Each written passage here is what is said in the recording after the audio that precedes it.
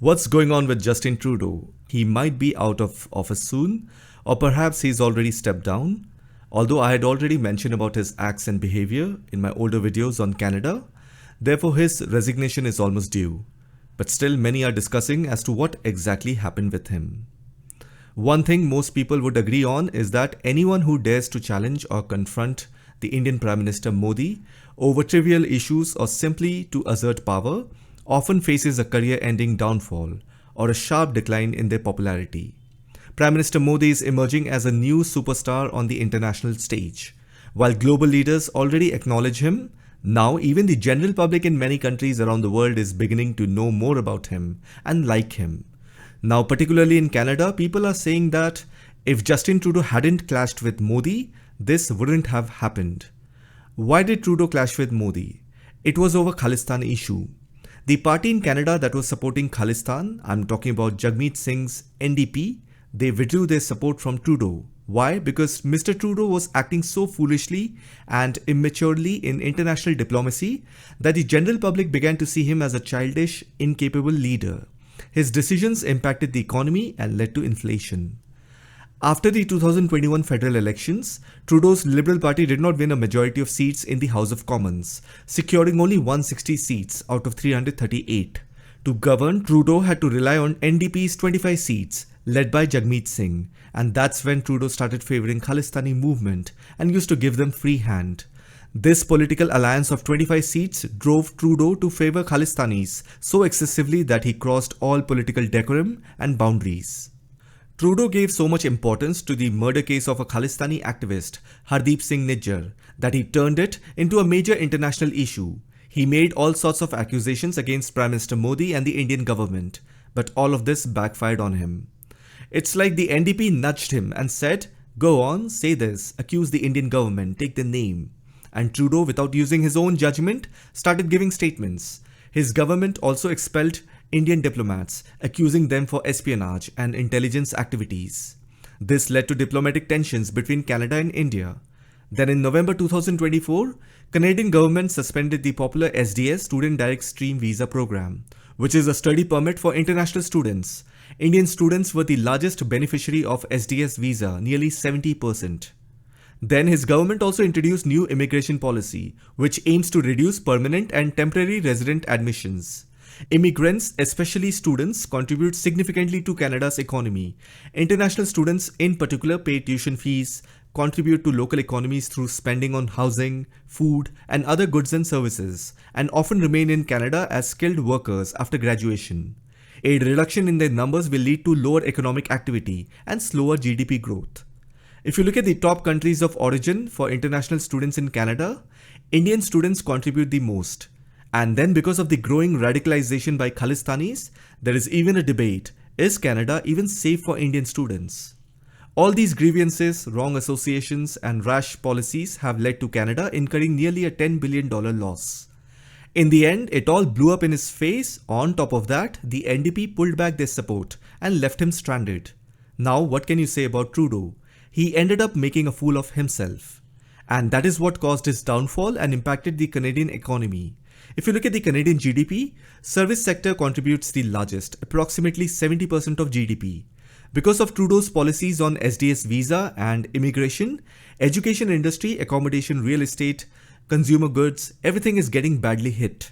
Canada is facing losses worth $1 billion when Indian students reduce their admissions there. After this, India handed a list to the United States and Canada identifying 200 colleges involved in facilitating illegal immigration. This created further trouble as even the United States started pressuring Canada. You already know American President Trump's stance. His number one target is illegal immigration. Trump played a significant role in Trudeau's resignation.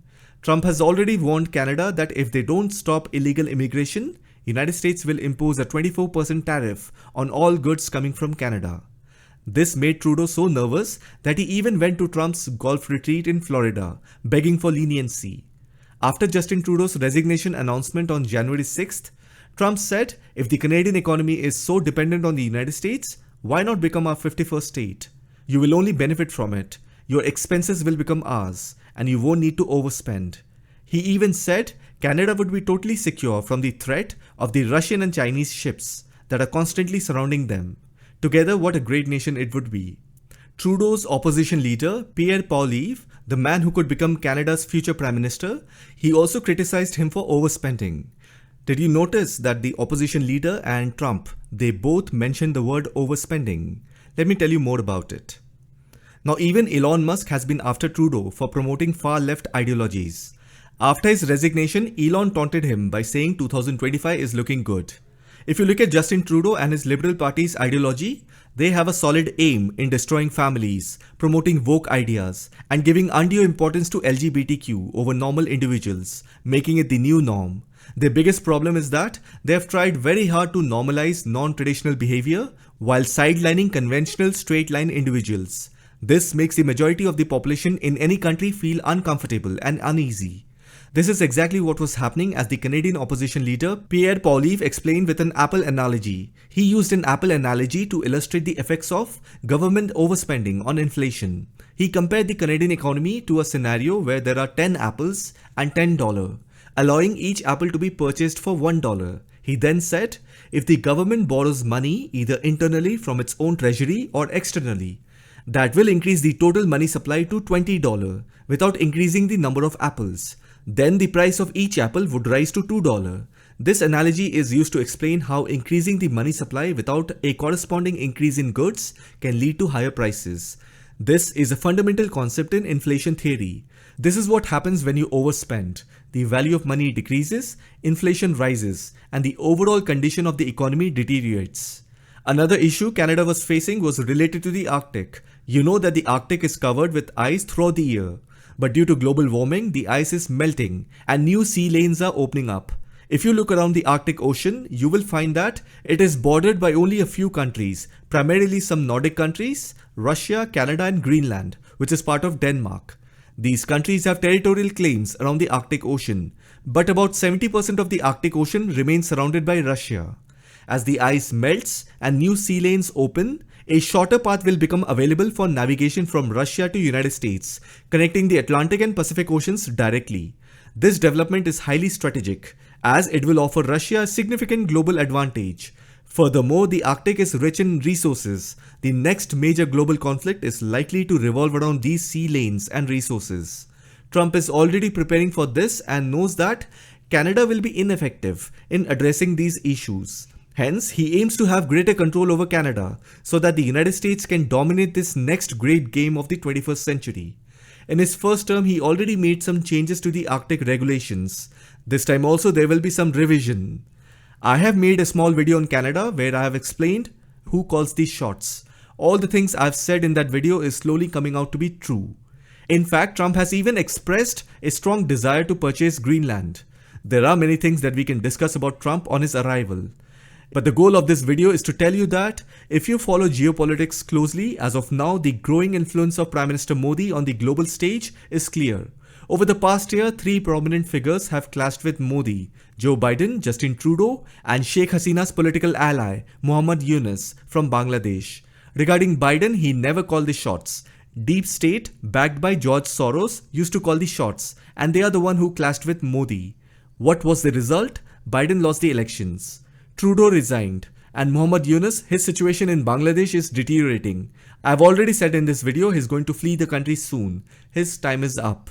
So anyone who wishes to challenge India under Prime Minister Modi's leadership will have to carefully navigate the diplomatic and political hurdles. For example, look at Dr. Jaishankar. He negotiated with NSA Jake Sullivan during his visit to India a couple of days back. Jake Sullivan is the NSA appointed by the outgoing Democratic administration, because after January 20, Trump's Republican administration will take over. NSA Jake Sullivan's visit to India during his last days of his tenure is a strong base for the argument that the outgoing Democratic administration in the United States is still working to ensure that concessions are offered to India, keeping the ties strong and cordial, because deep down they believe that even if they return to power in the future, Modi or his policies will still be there, and they are hedging their bets accordingly. As for Trump, his arrival on January 20 is expected to bring a lot of changes. If you stack up all these incidents one after another, all of this signifies a great achievement for India on the global stage. Justin Trudeau's exit marks a key milestone. I end my video here. I hope you found this video informative. I will see you in the next one.